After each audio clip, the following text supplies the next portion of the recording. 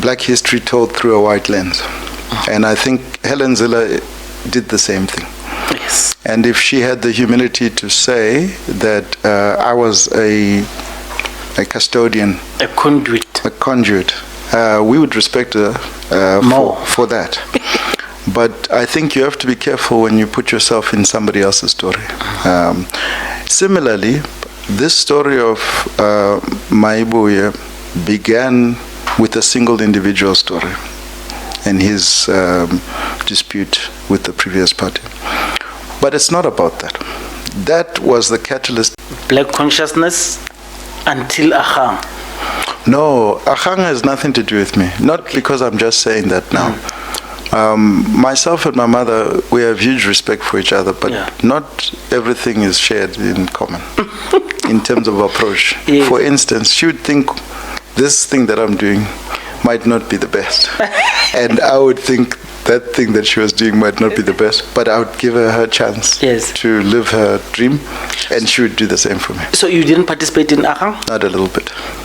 You are quoted as having been a member of Ahang. Never even seen a membership form, let alone sign one. In fact, I think the experiences that Floyd has had, good and bad, have created an empathetic approach towards this process. And so we are all given strict instructions that this thing is not about us.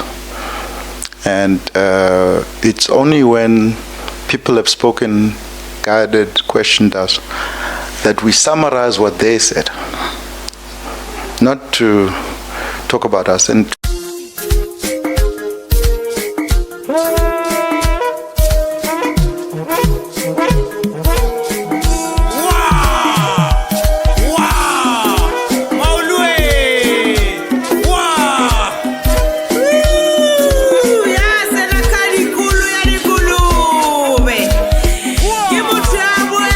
Mashiane Politically Incorrect.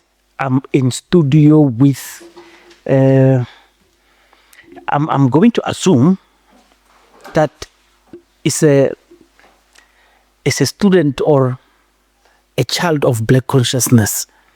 I've consumed a bit of his political thought, and I'm going to hope that he might want to regurgitate some to leave us with something, perspectives of life. I love the way he puts things into perspective in life, and he gives examples of what does this mean for our people. Hlumelo Biko. thank you so much for having me, my brother. Leka. Complain and then something will change. Complaining I too. Thank you very much. What I appreciate about you, and I'm going to give it to you so you introduce yourself.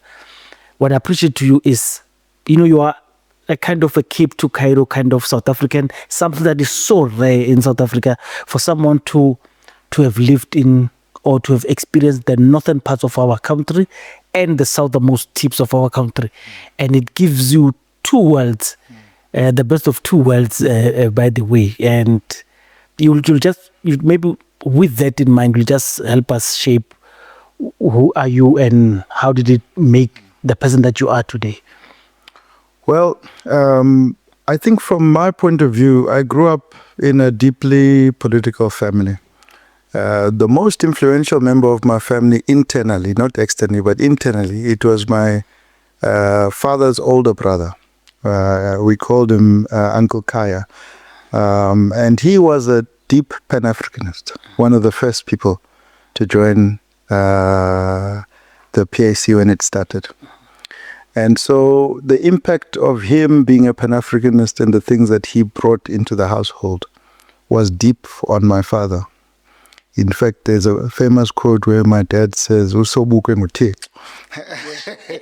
that's how deeply they revered him. Yeah. And I think it happens to be that on my mother's side of the family, there's a very strong Pan-Africanism as well.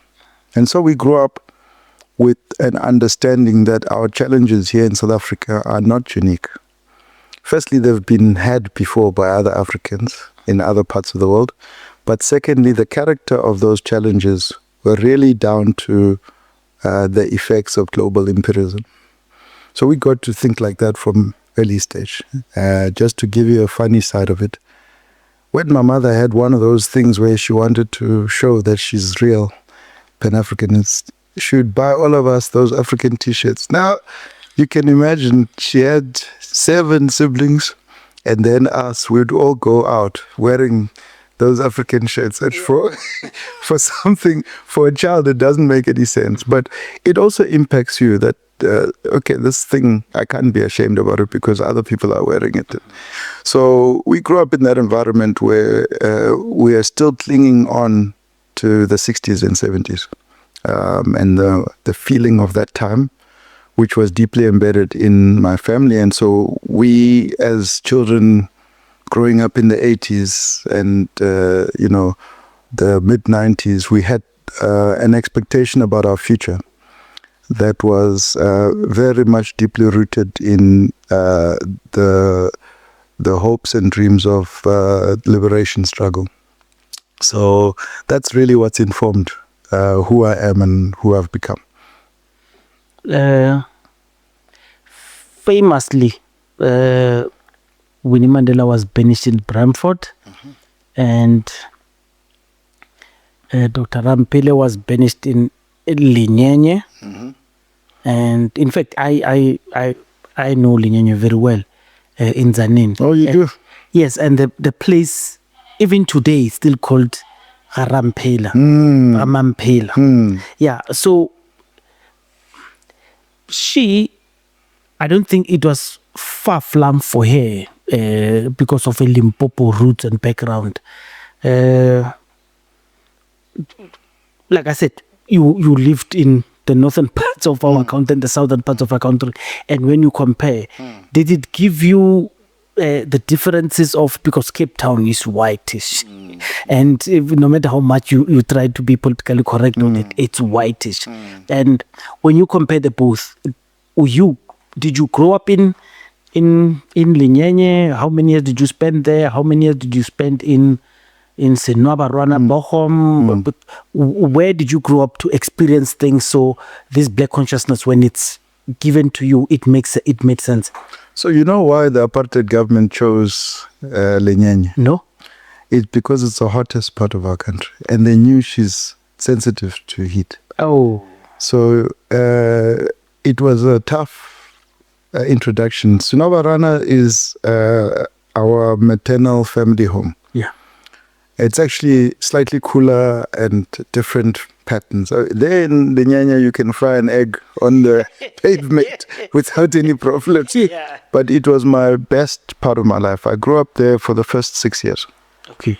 And I couldn't tell you how much a child enjoys a place where everything grows. So we had every kind of tree. We didn't notice that we were poor. We didn't have a sense of another life. It was just that life. So I'd often tell people, but people who know me know that it is probably on 10 occasions that I was wearing shoes, and most of them are birthdays. The rest of the time, as a child, you roam free, you get to go wherever you need to go. Yeah. And you really got to understand not this flowery version, but the real version of Ubuntu, not as a theory, but how people lived. So, and by the way, black consciousness assumes that. That's the foundation. So, my father and mother were raised by a teacher, which is my mother. So my grandmother was a teacher on the maternal side and a domestic worker on my father's side. And they knew that they were lucky. Listen, they were the best 2 students in their area. My father was a top student at Lovedale. My uncle, Bani Pichane, often says the reason why he got to know him is this guy kept beating him. And he wanted to understand. He had been number 1 at Lovedale until this guy arrived. So these are very bright but humbled students in terms of their beginnings. And so they didn't make assumptions about what the world owed them. Everything had to be investigated out of their own curiosity. And what they built it based on honest hard work and curiosity and this thing of values that say there's good and bad. And the reason why those people were drawn to each other is because they were professionals, but from really poor families. And they could speak the language of struggle and the language of privilege because they were privileged because of their education. So that feeling, even when I was born, was still in the air. You know, we had my other uncle, Malusi Mpumlwana, who would come and visit. Bishop Tutu, who had done the funeral for my father, at the time that he was doing the funeral, he was Bishop of Lesotho, if I'm not mistaken. And he used to come and check and visit my mother because obviously I was born into traumatic circumstances. But that's what I remember from there. Then we moved to Langa first. A typical, of a black family, when you move, you just arrive at somebody else's house. And then you figure it out after that. So we arrived at a family friend's house. So how many are you at that time? So you have to understand that on my father's side, there's 2 boys. And then there were sisters. We have a younger sister from my father's side that came through Uantinsike. Okay. So how many are you? Yeah, I'm going to finish the count. So that side, there's 3. On this side, it is myself, who is a product of my father and mother. Yes. I had an older sister who is a product of my father and mother, but unfortunately she died a few months after being born. So I'm supposed to be second, but I'm first. Okay. Yeah. And then I have a younger brother through my mother. Okay. So that's how our family is constituted. But we grew up mostly together, and different phases of our life, we spend a lot of time together. So moving to Cape Town, I moved to Langa, living with a family called the Maletsanis. They were a pastor, very famous pastor in Cape Town, who was incidentally part of my father's liberation theology group. So we get a bit of a mkhabula there. And then we moved to Guguletu. And the street where I moved to in Guguletu was called NY108. N1? NY, so Native Yard. That's what these NY stand for. 108 was the number of the street. Funny enough, they've now turned it into Stubiko Street, completely uncorrelated to us. Yeah. But it was a famous street because close to where we lived was a graveyard. And I've told the story in my book that we got to get a real taste for the violence of the 80s through that graveyard, because every Saturday, comrades would come and bury people that had died somewhere. And inevitably, there is a clash with the police and rubber bullets and, And so we were too young to be in active struggle, but that was our biggest taste of it. To say one funeral leads to 3, now they're back the next week because 2 people were shot by the cops. You understand? Yeah. And even as a child, you could process that this is not normal. Yeah. And remember, Cape Town was big for the necklacing.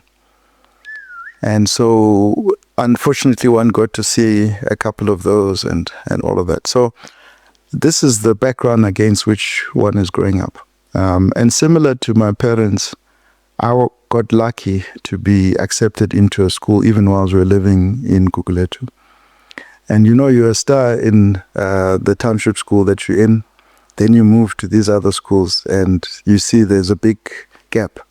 Not because of smartness, but because there's things that we weren't given access to education-wise. And so you're always catching up in your new schools. I think you know the feeling. Yeah, I know. Yeah, and that thing has an impact on your personality and self-esteem. It hits us after school. Yes. When you get to tertiary. Exactly. When the mix is now enforced. Exactly. Yeah. But luckily, I had a very good support system because I was educated about reading when I was young. For us, it doesn't matter. Birthday could be anything. The present is a book. So we didn't even wonder what it was. And then the uncle would come, his present is a book. And so we grew up as a reading family. Okay. And that's where the love for writing came from. Yeah. As from the reading. I get it.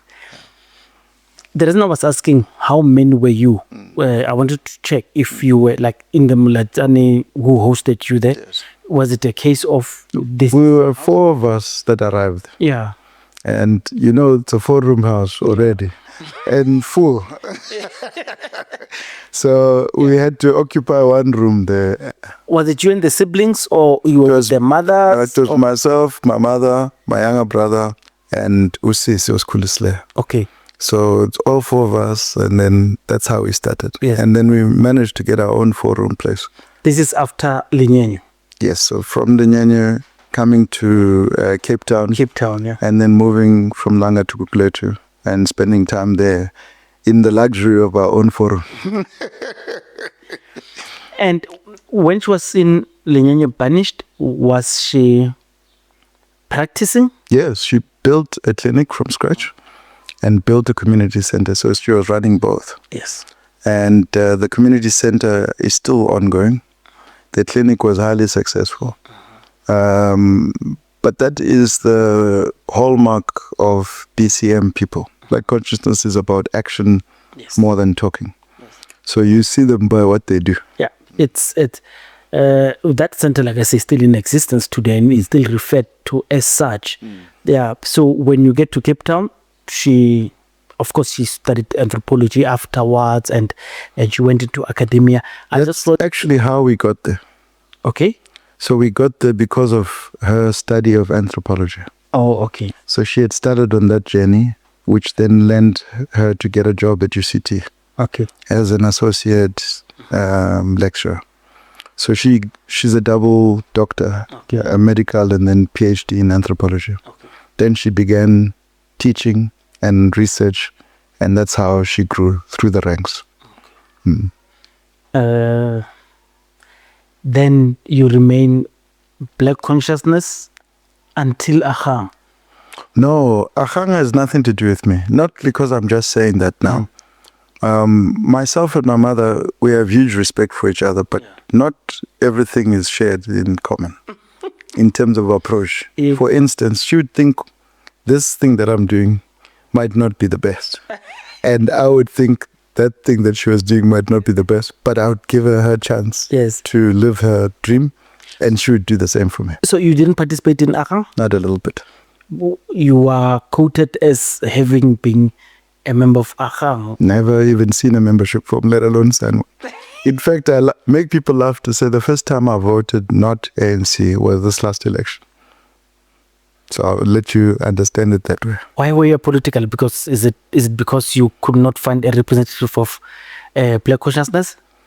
You tell me which one it is that you would vote for. Okay. And then so enter Mayibuye. Okay, should I say Africa Mayibuye movement, or should I start by Mayibuye Consultation Process? At this very second, yes, we can talk only about Mayibuye Consultation Process. All right, sharp. But you do know Floyd has let the rabbit out of the head. But he's entitled to do that. I will be disciplined. I understand. So, for those who are wondering where I got this, remember when I attended Mayibuye? So this is one of the stuff that was given to us. I'm just assuming it's because they were making consultation with professionals, and so I have to tell you that because this is what I told Tatan Baloi. The venue, wow, the logistics were very good. Not top notch, of course. It's a political organization, but look, it was very good. And when we think of political parties that are mushrooming and are starting, we always assume poor people. You understand?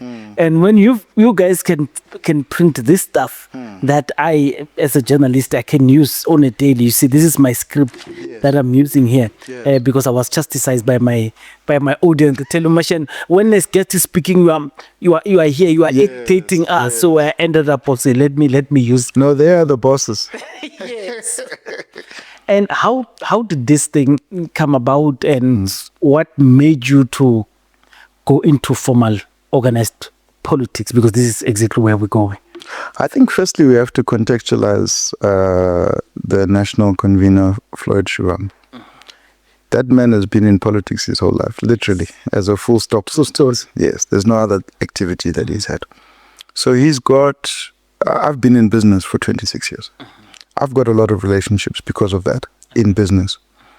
He's got lots of relationships in politics because that's what he's done. So when it comes to starting something new, this is his first time trying. And he's only doing it because he's sure. When it's something that you do for the first time and you have no idea how it's supposed to be done, you might do it for the sake of trying it out. But I have observed a scientific approach to this from Floyd Shivambu. I think he has worked in every job in politics. He's been spokesman, he's been SG, he's been national coordinator, convener, all of that. And so he's put together a process and a set of skills that reflect that understanding.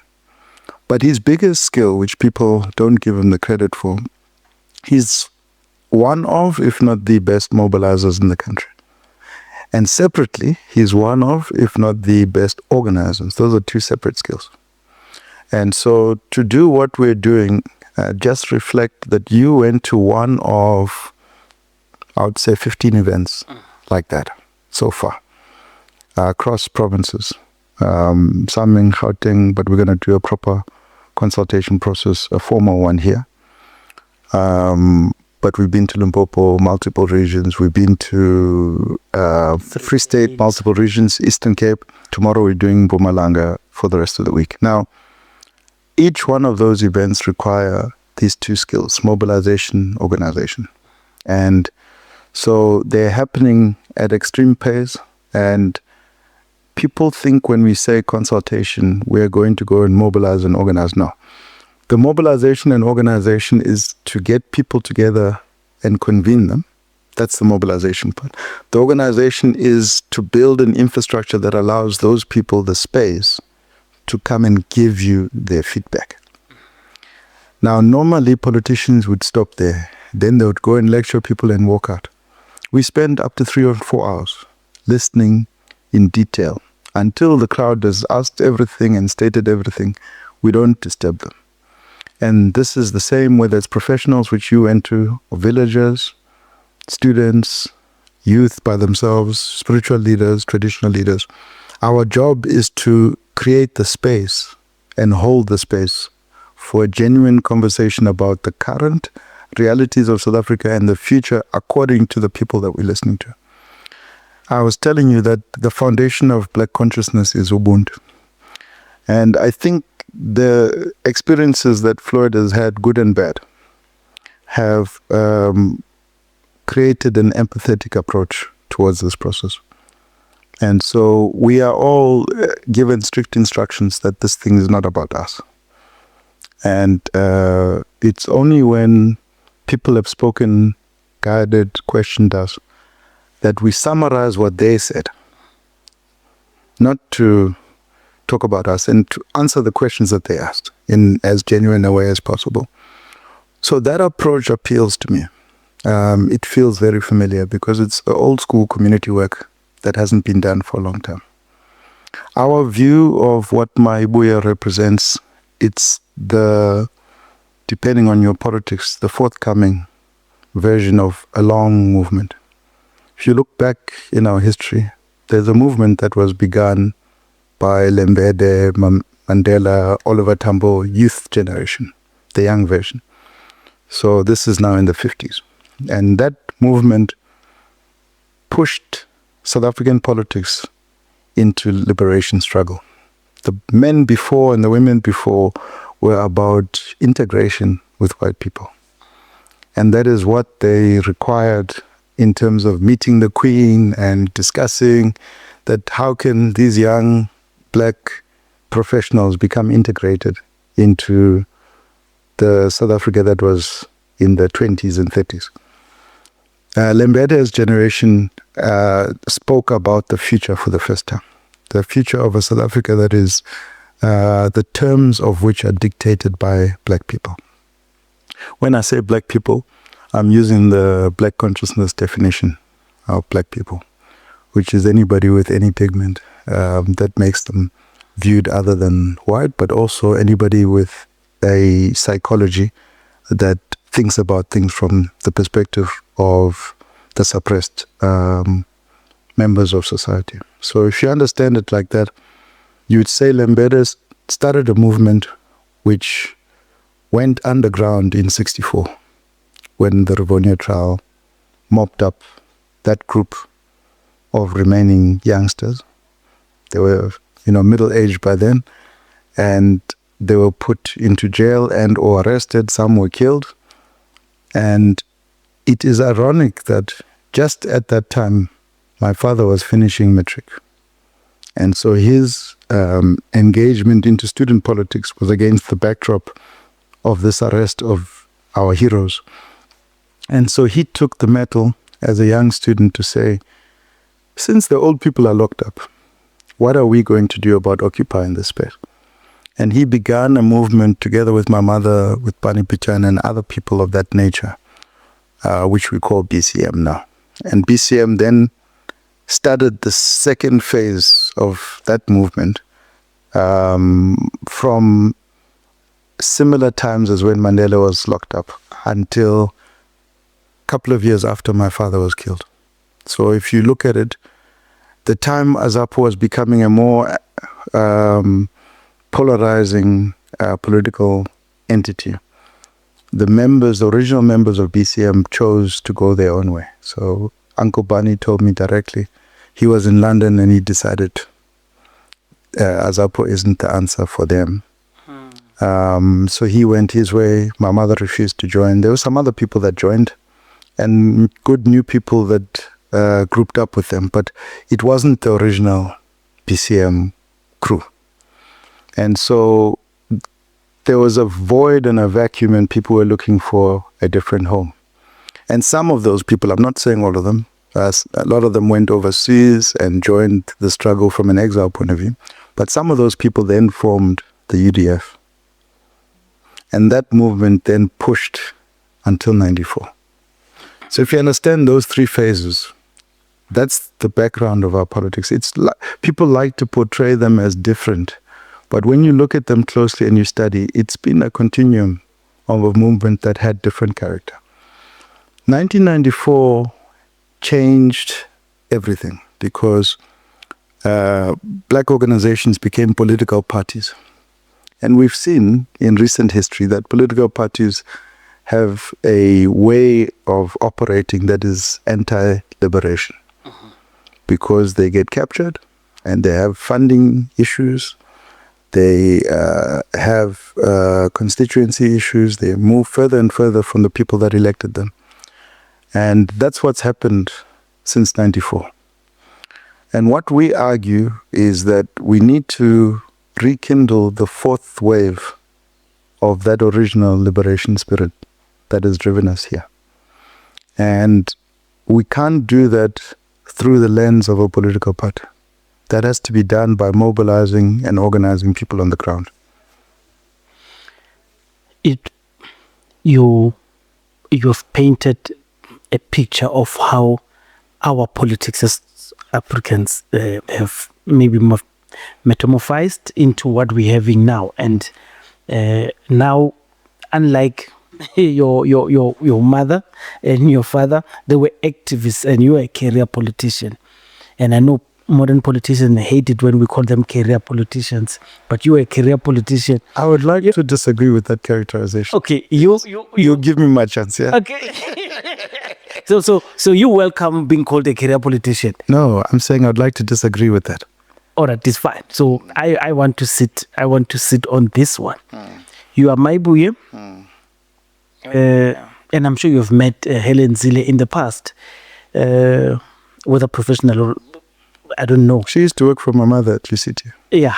And that's how I met her. Yes, I just want to understand this part.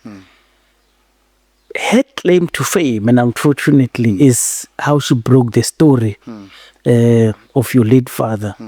And I was debating with a DA guy who wants to give me that as Helen Zille's political credentials. I have to say, she broke the Biko story.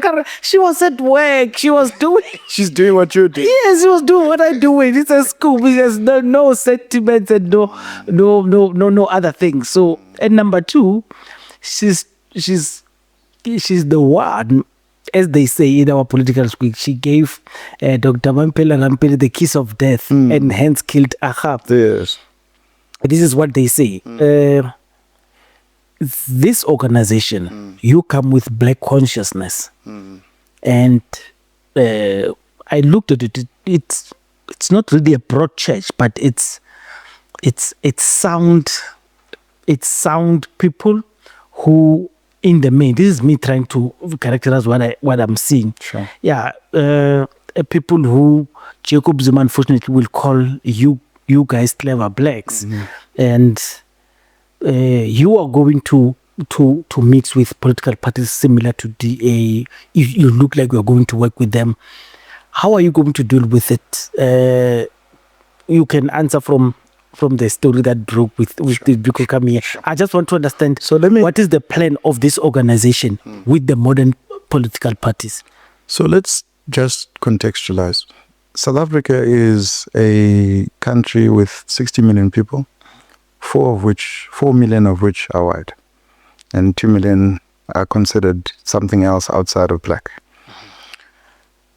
Yet the entire perspective that covers South Africa is a white perspective, a European perspective. And this is not new. So if you go back to Donald Woods, who's given a hero status in covering my father's story. Cry Freedom was a story of Donald Woods getting some documents from a black man who happened to be Steve Biko and moving those documents overseas, and that became a book. It is black history told through a white lens. And I think Helen Zille did the same thing. Yes. And if she had the humility to say that I was a custodian, A conduit. we would respect her more for that. But I think you have to be careful when you put yourself in somebody else's story. Similarly, this story of Mayibuye began with a single individual story and his dispute with the previous party. But it's not about that. That was the catalyst to make him take the step that he was meant to take all his life, which is to be a vehicle to bring in traditional leaders who have always felt bitter about the way they were treated and the way they've been treated now by the NC, which uses them to get control over land but doesn't include them in the decision making. He's a conduit for young people who are mobilized every time there's a vote. And they are given T-shirts, they are given promises around free education and other things, and then they're left straight after the elections. Floyd's a conduit for rural people, and that's his background as an individual, who are treated like fodder for grants. We pay you grants, you vote for us. And everywhere we've gone in the country, people have resonated with this opportunity for them to self-actualize and tell us how they want to change the country. So Mayibuye is not about Floyd, it's not about me, it's not about you. It is a moment in this time in South Africa. And we can't let it be told through the lens of European history or European, politics or whatever it is. The space here is about us as the majority of the country, and why are we being left behind? Because there's no doubt when you look at any economic measure that there's a skew that creates opportunities for certain type of South Africans and not others. So our sole mission is to identify what is that mechanism and how can we adjust such that we live in a country that creates opportunities without looking at skin color. And so, unfortunately, you have to then be scientific about how do you fix the past in the present without spoiling the future of South Africa. And in that regard, we're willing to work with like-minded political formations that understand that background. If you deny that background, we have no basis to engage. So far, what I've seen is that the DA denies the background. They even deny reality by saying white South Africans are being killed by us. I haven't seen that happen in any context. I've engaged with many Afrikaners. In the main, they would say this is nonsense. But you have to ask yourself, why would a political party engage in that type of behavior? Because if we as black people did that in our continent to say we are being killed, we are mobilizing, and the consequences of that could be very dangerous in terms of ethnic cleansing and whatever it is. And so I think it's just irresponsible to engage from the basis of ignoring history. So we require our partners of any kind to acknowledge the real South African reality, which is black people have been institutionally discriminated against. And when we look at the cause of that, we think we've still got an imperial economy that's organized for the old imperial bosses. We need to figure out as a country how to change that. You spoke about Cry Freedom. I grew up watching the Cry Freedom. Once every 24 months we would watch it. My parents loved it. Yes. And we would watch it. In fact, I think me and my brothers would still recite the lines of Cry Freedom. It's a very long movie for kids to watch, but we watched it, we enjoyed it. You understand at the time, it's VCR, we only have 3 channels on TV. There isn't much to watch. So our parents, we grew listening, watching, consuming political content. What in particular about the story in Cry Freedom do you think it doesn't represent the true narrative of what was happening?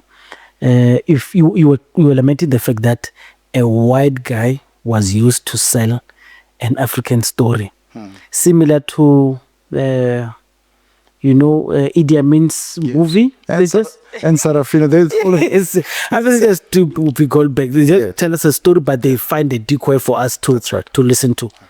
In particular, if it's a list you could indulge us, that you think it was a misrepresentation, because the reason I'm asking you is because I grew up consuming it, and even at my old age, if I find an opportunity to watch it, I will watch it. And it reminds me of how I grew up. What do you think maybe I grew up consuming that may not be the truth, and you would want to change my perspective? There's a particular character about us black people. We are okay making compromises to accept just enough. So the reason why you remember Cry Freedom and you resonate with it, it was a complete luck that Denzel Washington played my father, and it happens that happened to be the best actor of the era.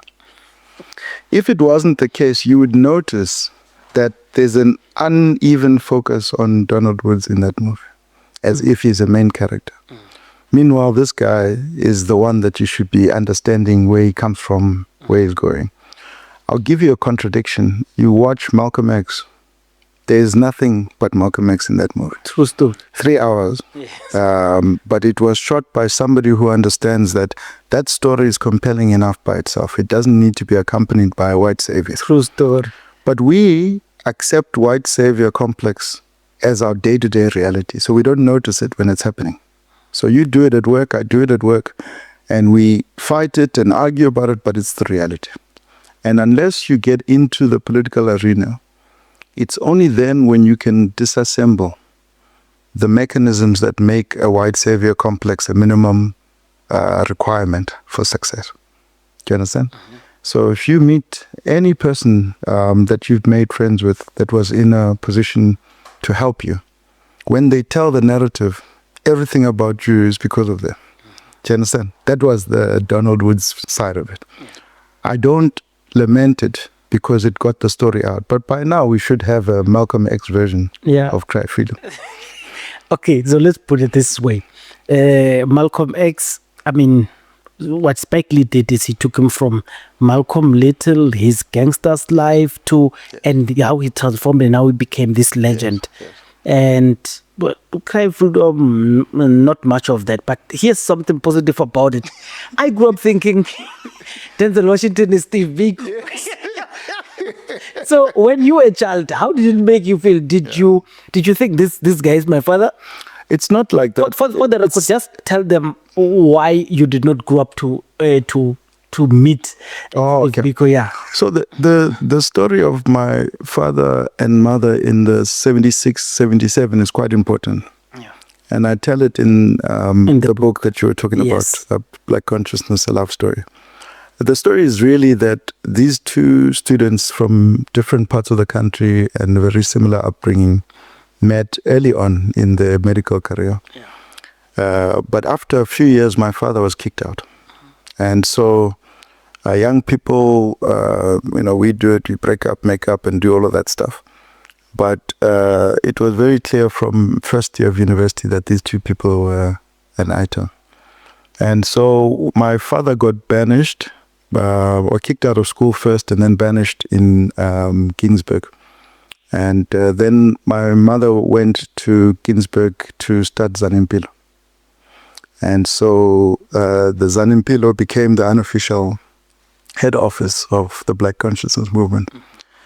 Part of the thing they didn't cover in Cry Freedom is how much fun they had.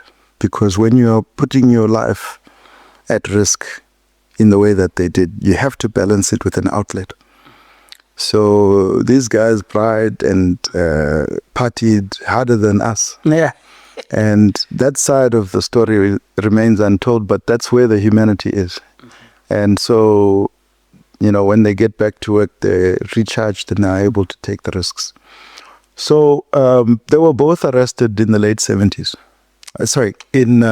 Late in 77. And I can't remember who was released first. I think it was my father. I then went to go and visit my mother to say, we've been taking this thing we've got for granted. We've lost a daughter. I now want to get more serious. And so then he began a process from there that separating and, divorcing with the previous wife and starting a new relationship, buying a house, filing for marriage. And then he got killed. This is in September. And just before he got killed, my mother got banished, as you said. So kind of mid 77, she goes to Lenyanya and he gets killed. But at the time that she goes to Lenyanya, they both knew that they were expecting me. And so I can't remember how many months she was. I was born in January, so this is in September. My mother almost had a miscarriage. And it happened the day before my father died. And the same day, I remember interviewing Uncle Barney. He had also some spiritual things that happened that day. And so from that day that he died until I was born, she was bedridden in the hospital. So I was born under tough circumstances, and there was a visible and palpable feeling of loss in everyone. But I had this wonderful grandmother on my father's side, so my father's mother, who really made up for the gap with love. And so from when I was very young, I did all of my rites of passage under her watch with my whole paternal family. And so, yeah, like you said, I grew up Limpopo, Eastern Cape for rites of passage, Cape Town for home. It's a mix.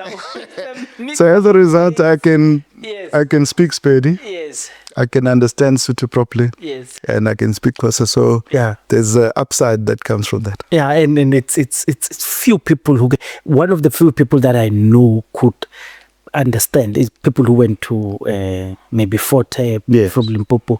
Is it Aaron Moloisi? I think is okay. Yes, I mean he's very good with language. I haven't seen him in ages. Yes, he's good with those languages. Our president is very good with languages. We have to give him credit for that. Okay, which president? Cyril Ramaphosa? Yes, with language, he's very, very good. Speaks all of them.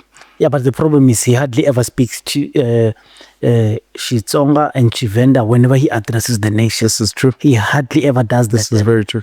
But he didn't grow up that side. Of course, but people in Shawelo, speak a little way. Yes, he can speak it, but I know he can speak it, understand it, and but my problem is he would rather go Nguni than go Xitsonga. And but this is an interesting psychological thing about our presidents. If you look at the worst developed provinces under Mbeki, it was Eastern Cape. Yes. And particularly where he comes from. Yeah.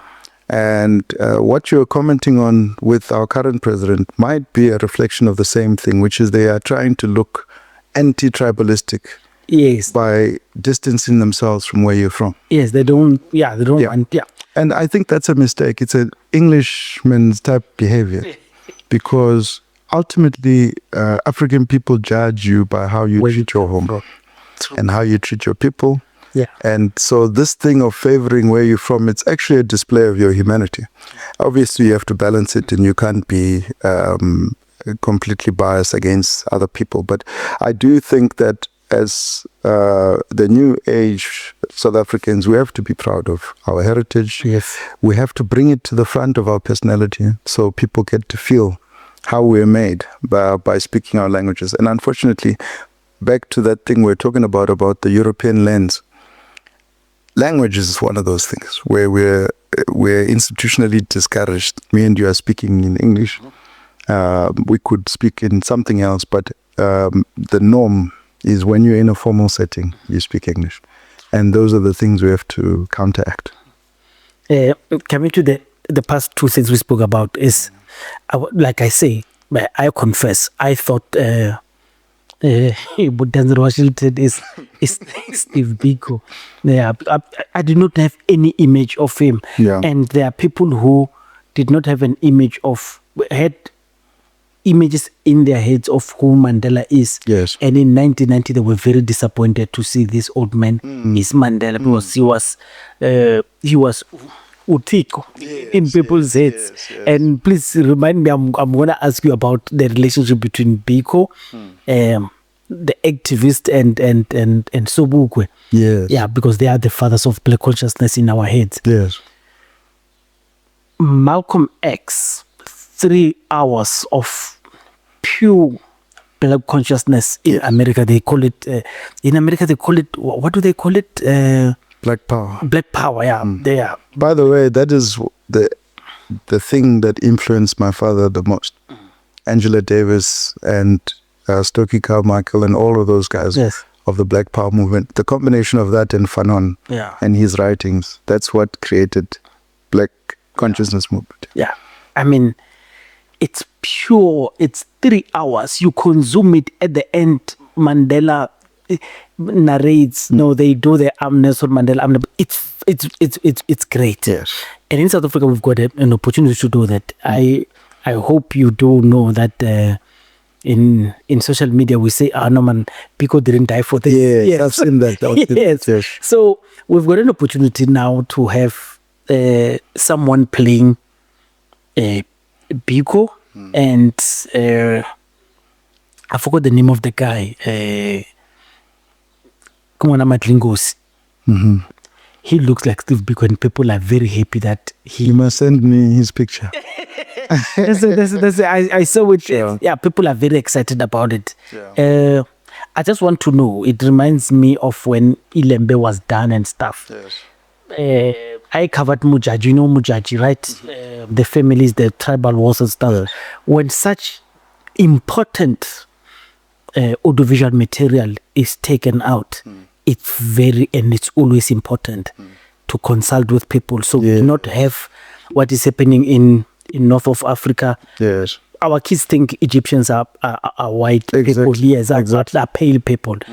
It's very important that whenever such does, it's consulted through the family historians and archives and stuff. Yes. Do you know of any in your family who such things if the movie's coming, have they been consultation with you? I have to say that my older brother, Nkosnati Biko, has done a fantastic job in putting together a amazingly accurate display at the Steve Biko Center, which is in Ginsberg, near King Williamstown. And you don't have to speak to our family. We've institutionalized that you can go there and spend yourself an hour and a half and you'll know most of everything about Steve Biko. And that was a really important thing that he did. My mother helped him and other people helped him, but it was an important thing to do because none of us are going to be here forever. And our stories are too important to die with us. And I don't think that applies for Biko Mandela only. I think, the great thing about art, and South Africans are one of the best. Art is a conveyor of emotions and a conveyor of deep stories that are bigger than words can convey. And I think we should be in the business of telling all of the stories. The smallest stories that people don't think are important can impact a child. And our children should be in the business of consuming. And that's teaching. That's how it should be. And that's how it used to be. And I think we are so obsessed when we talk about education with the structured part of learning how to read and whatever. But the cultural environment around which you learn is everything. And some of us were lucky to have that at home. Most people are not that lucky. Parents are working, they're not there, and they can't throw what they know into you. So what you end up doing is you adopt the culture that comes from school, which we know is a European institutionalized educational environment. And you bring that home and it contradicts the environment that you're in, and that leads you to be ashamed of the one that you know at home in favor of the one that you learn at school. And that's where the coconut and black skin, white mask syndrome comes from. And our challenge is we've never really confronted that reality. And it impacts the type of leadership we have. We've talked about some of the leaders who are impacted by that syndrome. And you see it in the way they lead, where they are in power, but they have no power. Because they're still waiting for an invitation to take it. And then in the absence of you taking power to do what you should be doing, which is distributing opportunities to those that you know cannot have them without you, actively, positively discriminating in their favor, what happens is things stay the same. And in South Africa, we've had 30 years of things staying the same. And the need for Mayibuye is a rekindling of the spirit that said, we're not having this. And people often think when you say that you mean revolution. There's a big gap between accepting to be downtrodden and revolting. We are right at the left-hand side of that spectrum. We're accepting everything that's happening to us. And we may be angry, we may be upset, but we don't have an organized mechanism to rebel against this system that we call South Africa. And so we accept nonsense things. Like if we say something bad about England, it means the rand is now going to go down. I mean, that logic is now used as political defense for making stupid political decisions by people who should know otherwise. But they can do that because it's a generally accepted principle. I know that on Twitter there's a bit of a fight back against that narrative when people characterize the rand as a person with moods. But in reality, it's really a sickness that our leaders have, which is to bow down to whatever instrument it is that that imperialism or white people use against us. So what we're saying is we're happy to engage. Let's discuss the future, but let's not discuss it from a place of weakness. We have an extraordinarily rich country with poor people living inside it that should be owning that country. And that is not something that's normal. The leadership was welcomed at the, was it in Ginsberg? Yes. Yeah, it was welcome. What for Mayibuye to go there, what did it feel for you especially? And what did the team say about going to, I don't even know. Yeah, it was completely impromptu. Actually, I was just informing them that tomorrow morning you won't see me because I'm going to go and wash. Yes. The tomb and pay my respects. And whenever I make a big decision, I'd like to check in. It's a spiritual thing. Some people believe in it or not, but yes. I do. And so based on that, in the morning I was getting calls, hey, have you left already, type thing. And so we just organized a small visit. It wasn't anything that's political. It was wasn't in the accompanying us. Yes, it wasn't at all. Program. It wasn't at all. It's nothing part of our program. But I will tell you this, that in African culture, you consult ancestors too. True. And so I guess the way you can characterize is I went to do my personal consultation and some of the guys wanted to do so. Yeah, man, it was beautiful. I saw the clip and it was all well done, in a very respectful, very uplifting manner. It moved me, look, a lot of people, including me, I wouldn't want the legacy of Steve Biko to die. And Bantu Biko is, I don't even know, it's some sort of a measure to us not to forget who are we. Yes. Hence I told you that I'm one of the people who use the phrase that come on guys, we can't be this. Biko wouldn't be it. Yes, This what would Steve Biko say? Yes. Steve Biko didn't die for us to do this. Yes. It's very important for us to just remember who we are, and Yes. to see Mayibuye honoring an icon like that. It's very important for me. Now let me get back to the current politics of Mayibuye Yes. and black consciousness. Yes. So I was in Northern Cape. We went to Halishiwe, Yes. Subuko's place, and I did a podcast with an academic historian as well. And one of the lines, and I heard you say, is when Bantu Biko came into a meeting, Yes. he found Sobuko was there, and he said, "How Gantinatiko ukona up." So that thing has left my brain. Yeah. So he's just saying, because he's a BC scholar, and he says it just shows you what the history doesn't tell you, how loving the relationship was between the two. Yes. And I'm one of those who, whenever people come here, Yes. I ask them question for icebreakers to say, who is a better one? Will you take Biko or Yes, or yes, Bate or Sobuko? Because what I want to do is just to check is a difficult question, because it's very difficult to choose between the two of them. What lessons is Mayibuye learning from the two figures? So And is it true that Biko saw Sobuko as a god? So I'm going to answer that question with a little bit of history. Please do. So there's a reason that my father was killed. It wasn't for what he was doing at that moment, but what he was just about to do. So through my uncle Hlumelo, he had been having running conversations with the old man Robert Sobukwe.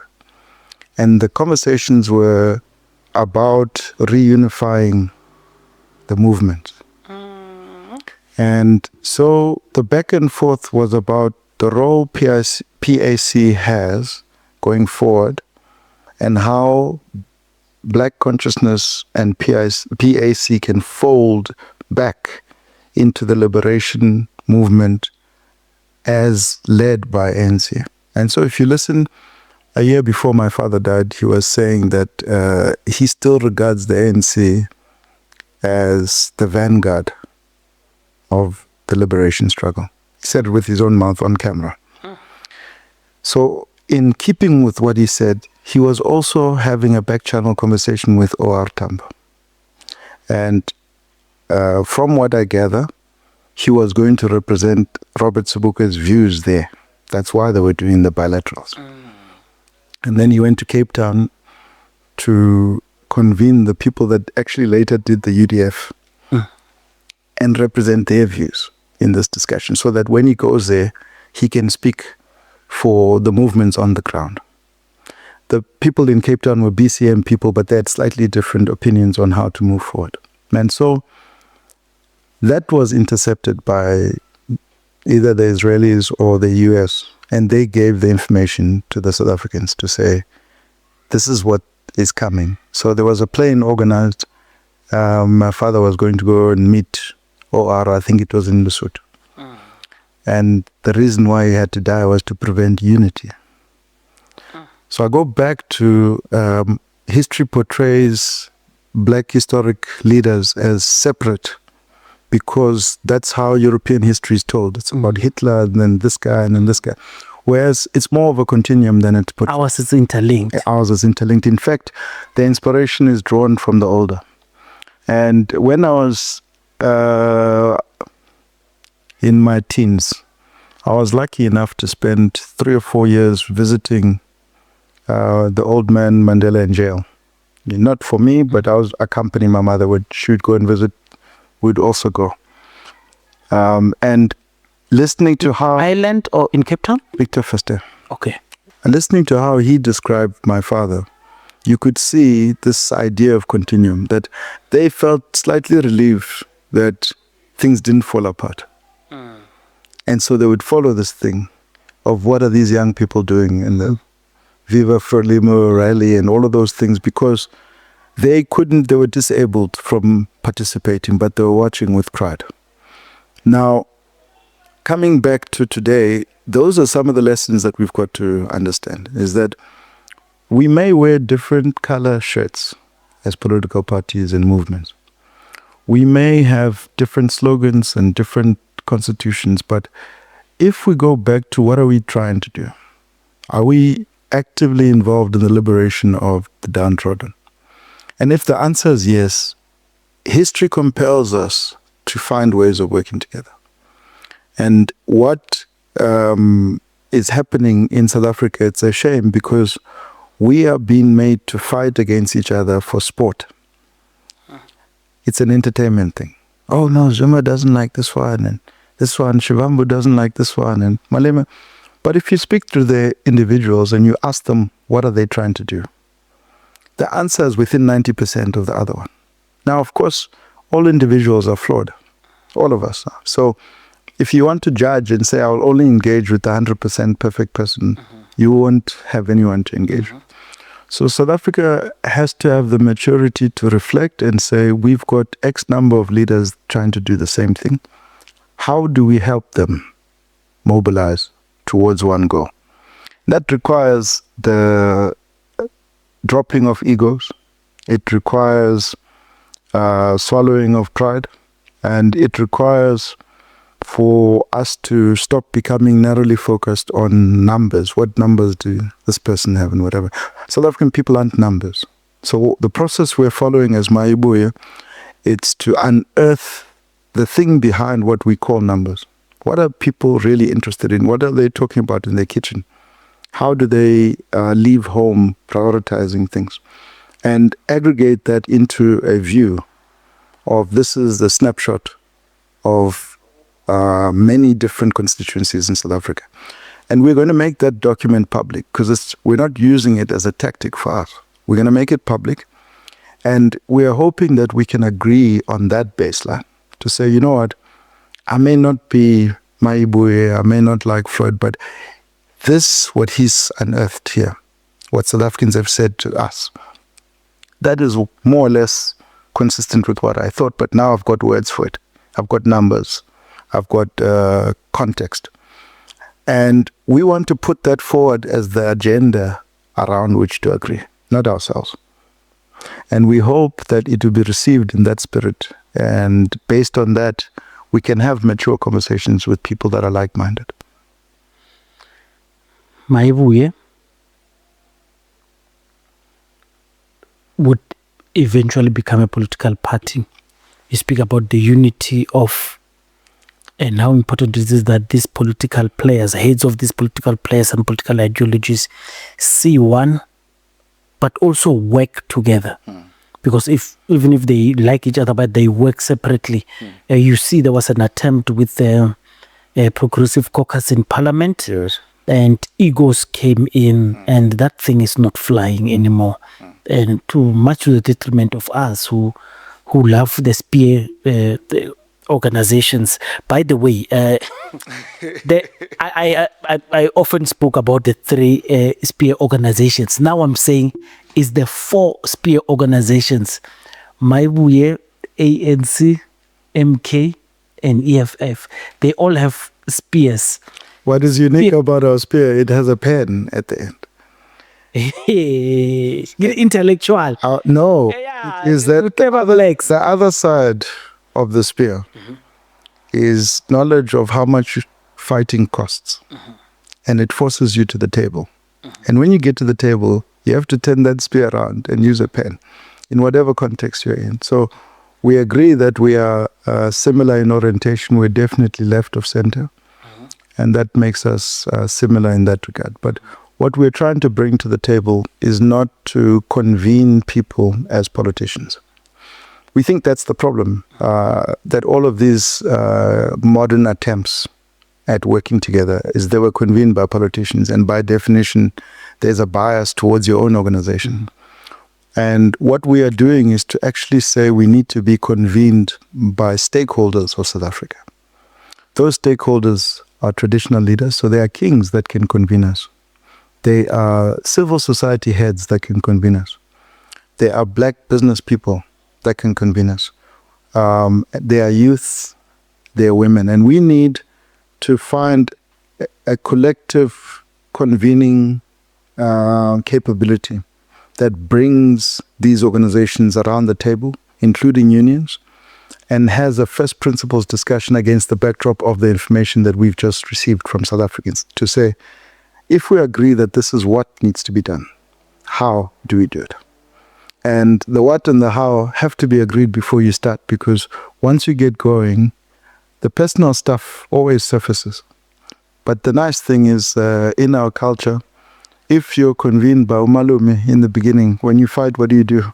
Back to Malu. But if you convene yourself at a nightclub, what happens? We fight, and it doesn't lead to anything. Yeah. Let's get to the. I just want, you said something. You said left of center. So I want you to break it down for our audience so they could understand this political spectrum and what does left of center mean. If you are not right, you are more to the left. What kind of ideologies do you resonate with? And when I assume this is based on what you are envisaging, even if you have not finished the consultation process, you already know what kind of an organization you are shaping yourself to be. Just explain to our audience in layman's terms, what does Mayibuye represent when you say it's the sitting left of the center? So firstly, Mayibuye is a organization made up of leaders from diverse backgrounds. So even this discussion, it's an assumption about how we'd come together ideologically. But from what I've seen and heard, we are different in this regard. The spectrum, I think to sketch it out, is about the socio-economic direction of the country. So politics is an instrument for socio-economic direction, not the other way around. So when you say you identify with economically conservative values, you are trying to conserve the economy as it currently operates. That's what makes you conservative, nothing else. So in that spectrum, there are a lot of people that agree, including the ANC. And so you will have anyone that is satisfied with the status quo of the economy, including the rand. Those people, those who massage the market, those people are in one side of the spectrum on the right. They may not communicate that way, they may not identify that way physically or emotionally, but in practice, what they do every day when they go to work, they are trying to conserve the economy as it is. Perpetuate the eating. Yes. Now, the eating might be a place where one eats more than the other, but the fact is, this economy, the way it's structured, it is basically a vacuum cleaner for big companies. They come in, they see a pool of profits, and they vacuum. So our economy is highly skewed towards South African companies and multinational companies that have already reached scale. And they reinvent themselves by investing in smaller companies, and those smaller companies join the cartel. But they don't disrupt or change the economy. So innovation in South Africa doesn't equate to more jobs because you are not changing the structure of the economy even as you innovate. You are doing what is being done more efficiently, faster, better, whatever. But you're not changing the essence of how the economy works. Okay? So that is that side of the spectrum. Then you get some people in the middle of the spectrum who say, I identify with the left, but I think the left are crazy, man. They're going to destroy this economy. So let's just practice something in between. And I've heard people that I know at places like Rise Mzansi, Bosa, and those Action SA stipulate themselves as such. Okay, they may take offense to being characterized as being in the middle. But now we can tell but them. That's the real. Now we can tell them. For some Bosa, they are definitely not left. And so what happens there in the middle is you're playing a dance. You go and speak to people on the ground, you're speaking this way. Yes. You go corporate or fundraising, you're speaking this way. And your actions then become kismadol. You are neither this way or that way. And as a result, do you know what happens? Because you are ineffective, you end up conserving the economy the way it is. So you are conservative by action, not necessarily by what you say. Yes. Then on this side, we have a big range of voices, but they've never been allowed to assume any type of power. I'll give you a controversial case. It's very clear to everyone in the country that MK is supposed to be running KZN. But it was the essence of the GNU that it cannot be allowed to run anything.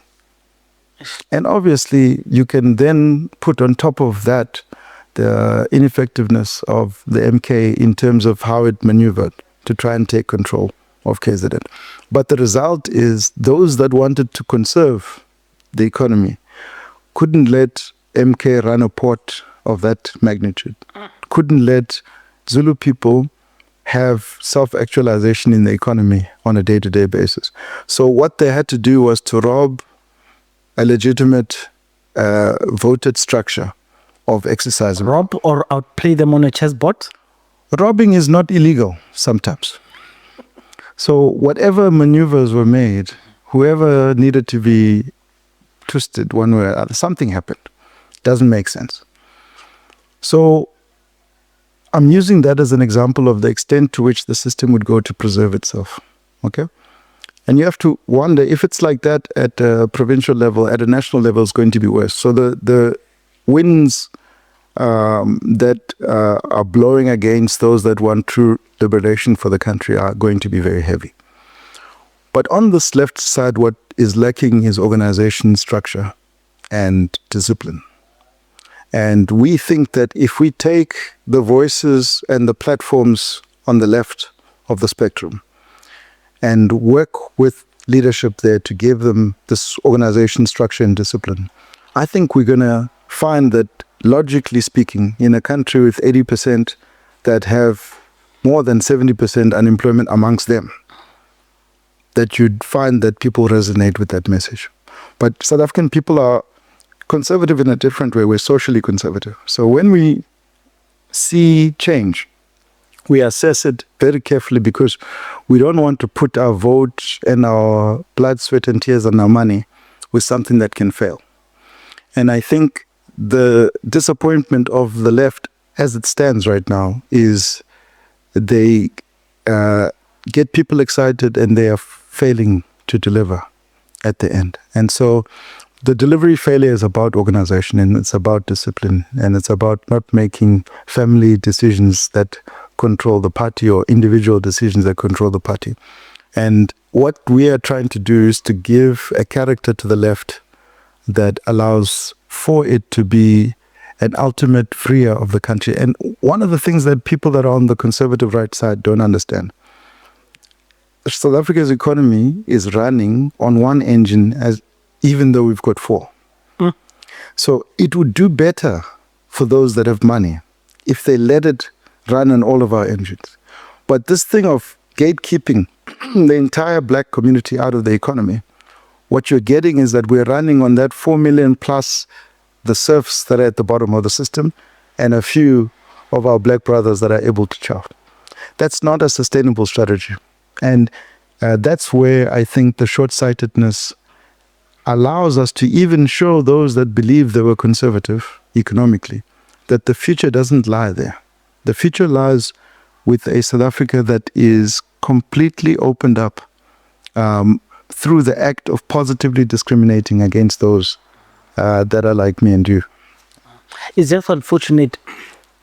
This negotiated settlement is actually a manifestation of that, to say, guys, we've bottled up, let's open up this thing. There's more money in the hands of these African people. Let's integrate them into the economy. We could make more billions. And these people have made more billions out of us participating, not shadow participating in the economy, because we have got limitations they do not have. They've got resources we do not have. Yes. Can I argue with you for 1 second? Yeah. We are not shadow participating.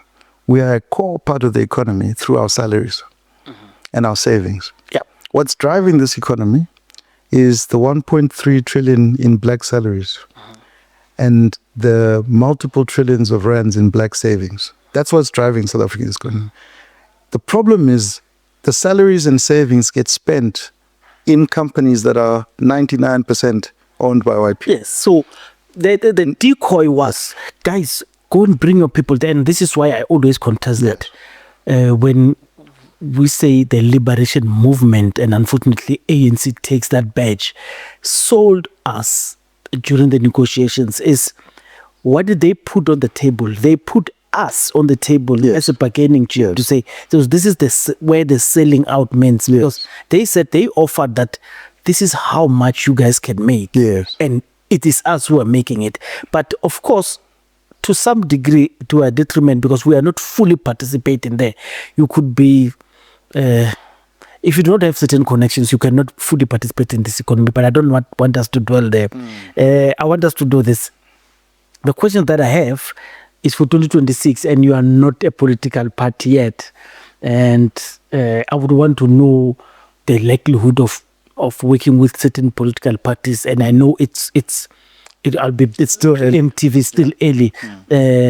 Your policy conferences will, after these consultations, will dictate such. But I just want to check with you. I'm just going to drop names and you tell me, yes, this one, no, this one. If you like, you could just tell us the reasons what you are picking. I can do it for you without you dropping the names.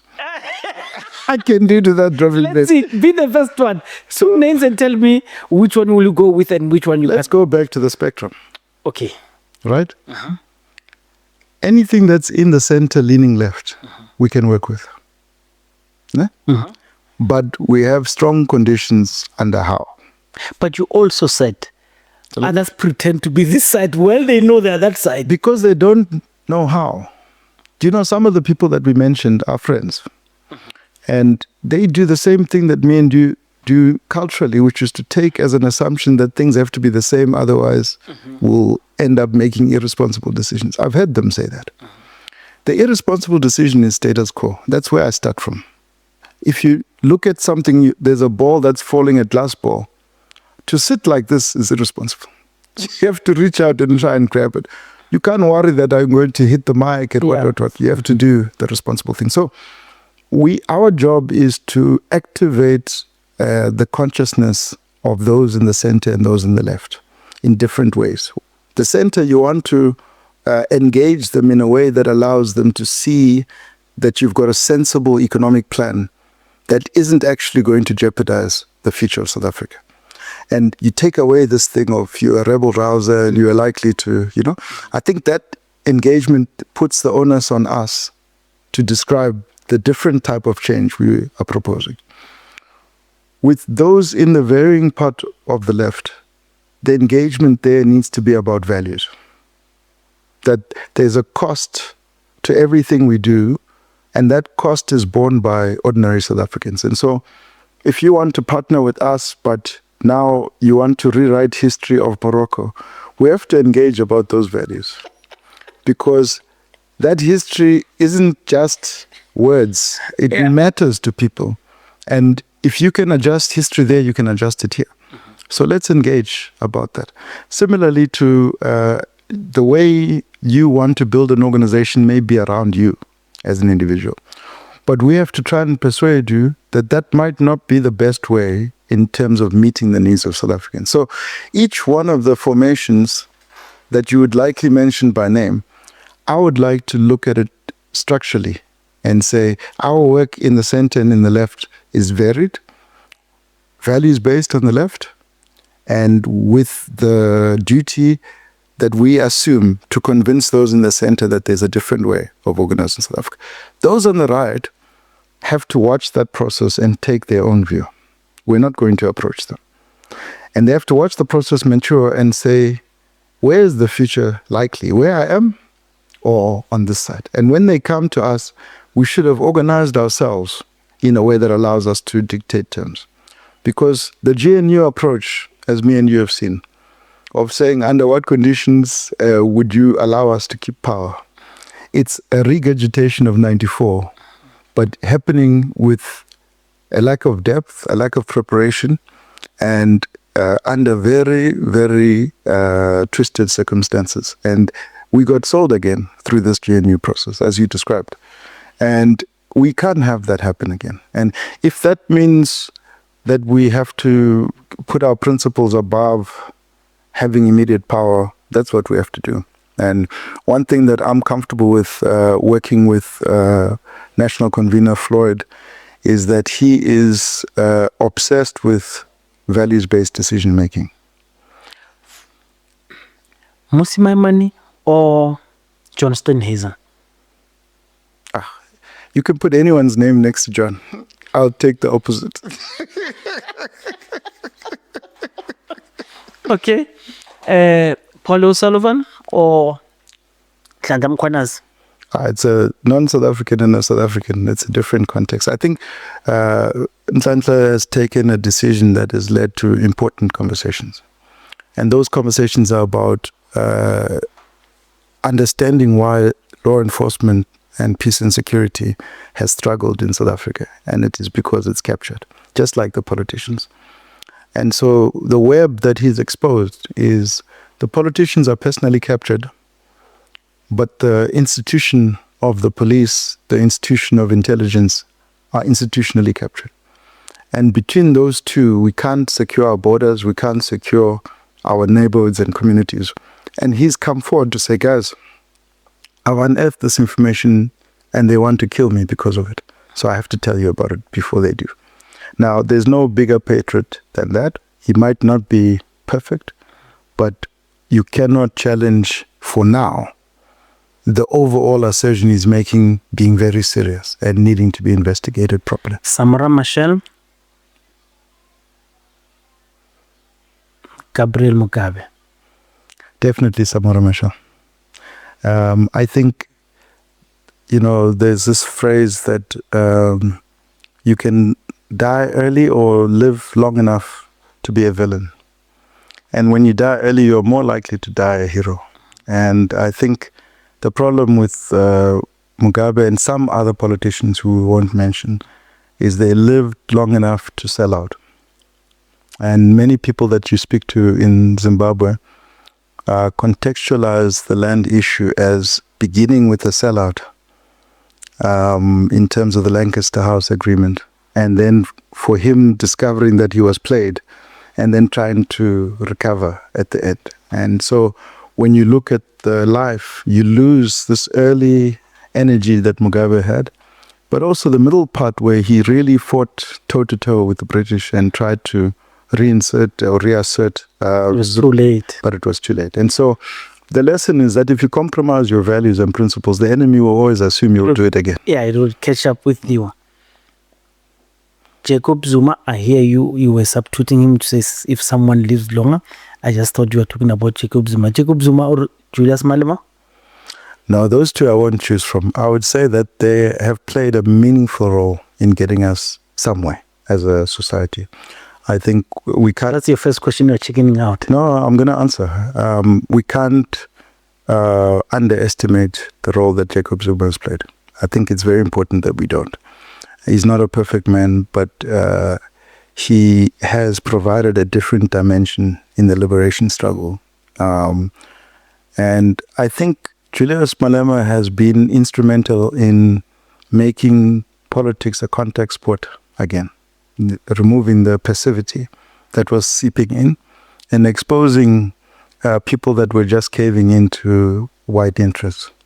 And he may have overstayed his welcome, and so has Jacob Zuma. And because of that, I don't choose between the two. I just look at them as people that have been really, really important in our history and have different styles than what me and you might have. But I think they have an important background. Now, who likes who and who dances better, I'll leave that to you. That's the first one, is chickening out. Bobby one of Uganda or Ibrahim Traore of the Burkinabe?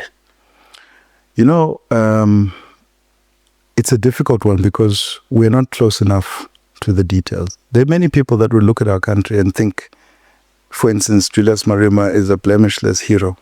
And I think that's how we see Mr. Traore. And I'm just waiting a little bit to get to know how the development of his revolution, who's behind it. I've heard that he's protected by certain international forces. What are their interests? And can he manage the contradictions that come from engaging with international nuclear powers as equals whilst trying to liberate your own people? But so far, so good. It seems like he has really shaken up that region, and he's managed to give hope to young people about power without compromise. So I hope he continues on that track. The less that's said about Bobby, the better. Okay. Let me come back to South Africa. I'm going to take about those dodgy ones, the one that we don't know where they are, in Action SA and okay. But be careful of that word, dodgy. Yeah, I mean, I'm going to call them dodgy because, you know, when I don't know who found you, who do you twerk to, who do you... I call it dodgy because I don't actually know what... And some of the things that you say and you don't follow through, I call it dodgy. No, but so who funds them, eh? Some guys don't see me or Helen Mashaba. As individuals, I'm leaving out their parties. As individuals. They have two different sets of strengths. I think whatever you want to say about Herman Mashaba, he's a fantastic manager. And I mean that seriously. In the business context, he's managed well. In politics, you've hardly seen scandals. They've, been very neat and tidy. Songeza's strengths are more in terms of his ability to process large amounts of information and distill it in simple terms. So I think he is not a mass communicator, but he's very effective one-on-one in groups, and we have to praise people for what they do well, in as much as you want to criticize. I think the reality is that they've both publicly accepted money from Oppenheimer's and the guy behind Betway. I can't remember his name, but it's public information where they get their money from. And I do think that when you take those funds, you have to be crystal clear that the conditions aren't going to affect the way you operate. And we can only judge by economic policies that they put forward, how they assess the transitional issues like empowerment and things of that nature. And I've been disappointed by how much agreement they find sometimes with the DA.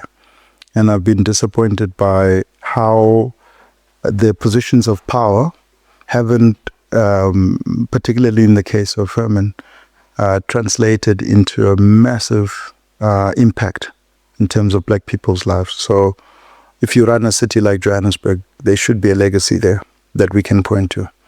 And yes, it's nice to clean the streets and to do those things, but we also have to look at the economic and material conditions of people. And so I wish that more was done. And we're watching, obviously, Songazoni's new role in Parliament every day. And I wish more times he's voicing the voice of the voiceless there. Doing a great job. Yeah. He's doing a great job. So, Bantu Holomisa, Sorutu Kaju, Bantu Holomisa, or Terra Lukota? ish. I think both are from the generation that suffers from the Mugabe overstaying your welcome. They played a role. I don't think that role should have extended beyond 2000. They're in survival mode now. And it's out of character. I think the last 25 years has been strange and a little bit saddening, because it means that the wonderful job they've done of surrounding themselves, they have some good young people around, both of them. Why have they not felt the urge to give those people power? And for us, we are around Floyd every day. He's 42 years old. He's wise beyond his years, but he's ready. And I think they have a couple of people that are like that. I've met them. I don't want to say their names to embarrass them, but certainly not being able to hand over power is the other side of bad leadership. And I criticize both of them equally for that. Zwelinzima Vavi and the president of Labour Party, Joseph Mathunjwa. Well, I don't know either of them personally. I'm only watching from the outside. And I have a lot of admiration for Vavi's ability to mobilize workers and to coordinate their collective needs. But I do think that COSATU is on a downwards turn because of the inability to manage the politics there. And they've let workers down by letting individual issues become political. And I think had he not tried to claim credit for Zuma victories and rather worked in the background in the interest of people, Zwelinzima's name would be different now, because he did a lot of good work in the background, but then in the front ground, workers might look at it like you're using our numbers to clout chase, as the young people say. And so I think that's, it's very difficult to do criticizing people's choices 20 years, 10 years apart. But I think he's played an important role. And I think that his heart is in the right place.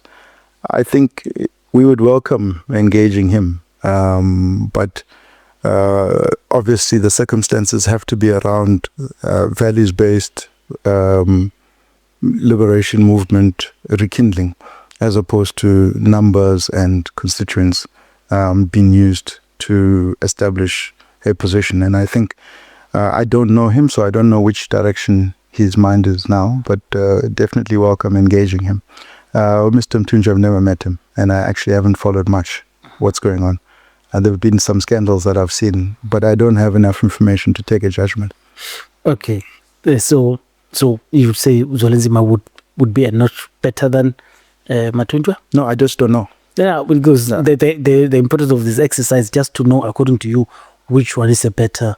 Oh, they don't have to be one better than the other. I think they can be separately good and bad. Chickening out for the second time now. I'd rather give my honest opinion than to match your requirement to pick. You're afraid of putting it on the vlog. Okay, let me just give you a final one. Kwame Nkrumah or Jomo Kenyatta? Now, I think that's a tricky one, because without Kwame Nkrumah, there's no Kenyatta. And I think we have to be honest that Nkrumah's mind was in a place that even today hasn't been reached. And if Sobukwe Ngutiko, there has to be a special place for Nkrumah. And in my view, Jomo Kenyatta followed in his footsteps and did as many things as he could do in that direction, but was not close to the old man. I think the old man was also, it was a coup that was managed by the West because of what they knew he was really trying to do.